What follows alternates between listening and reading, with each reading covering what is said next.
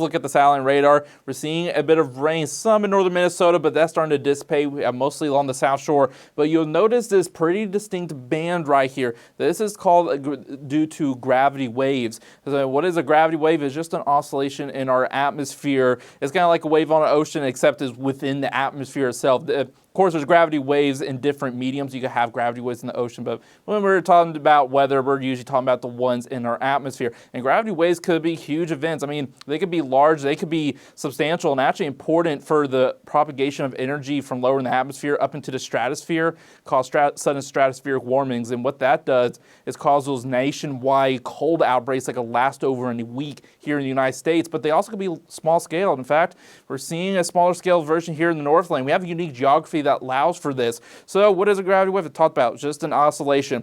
And it's a vertical oscillation specifically. So when you're over the hill on the North Shore here in the Twin Ports, for example, over in Duluth, you know the air is higher up in the atmosphere, but as you go downhill, it causes it to move down. And it creates this oscillation. So when there's enough stability in the atmosphere, you're allowed this oscillation to occur, the up and down motion that starts to occur as it moves across Lake Superior.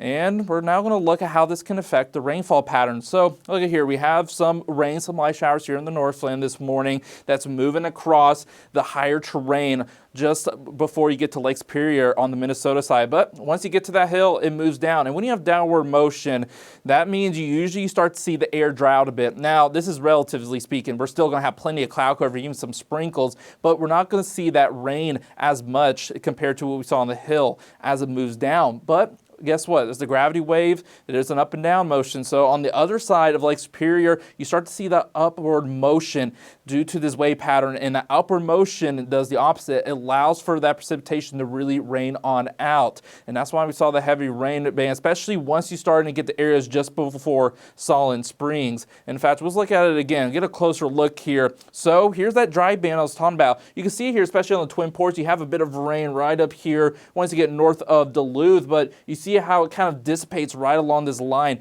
as you get close to Lake Superior. But because of this gravity wave, as it moves down to Lake Superior, the gravity wave is going to cause an upward motion thanks to that oscillation, and it moves up. And along this blue band, that's where you could really see that gravity wave working its magic, especially in Douglas County. And that's because we also have the higher terrain helping there as you get into Douglas County forest. So that allows for some of the orographic lift to add in there. So all just adding to that upward motion, adding this band of rain that's especially notable in Douglas County.